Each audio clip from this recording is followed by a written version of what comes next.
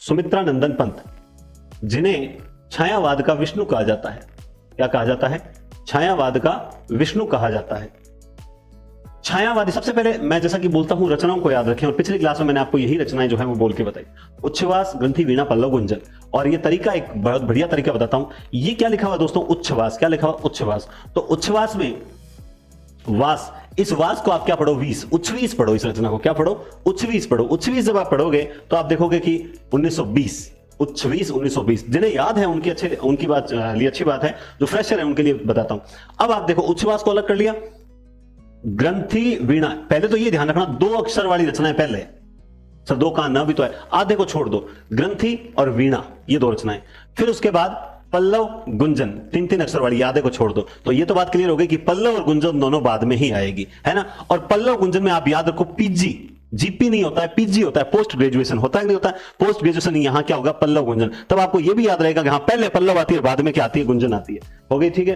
अब ग्रंथि और वीणा, तो याद रखें ग्रंथि और गुंजन, इन ग वाली दोनों रचनाएं, लास्ट में बीच में वीपी, बीच में क्या है? वीपी। तो जी जी वीपी, जी बीच में वीपी। अब क्या? उच्छ्वास, ग्रंथि, वीणा, पल्लव, गुंजन। उच्छ्वास, ग्रंथि, उच्छ्वास के बाद ग्रंथि दिमाग में आएगी, लास्ट में गुंजन दिमाग में आएगी, बीच में वीपी, यानी वीणा पल्लव दिमाग में आएगा।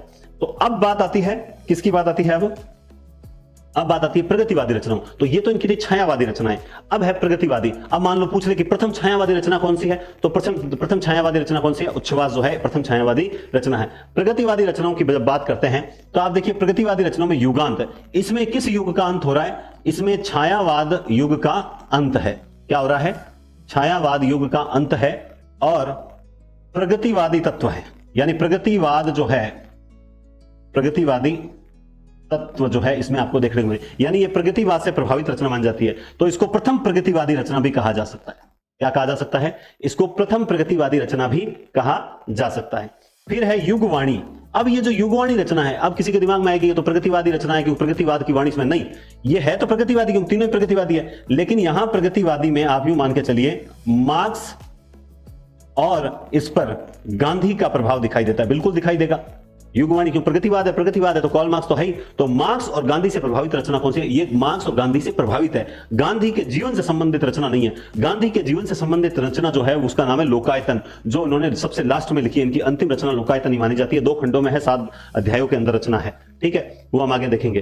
तो उसके बाद है युगांत, युगवाणी और फिर है ग्राम्या। तो ये 3 रचनाएं हैं, 36, 39 और 40।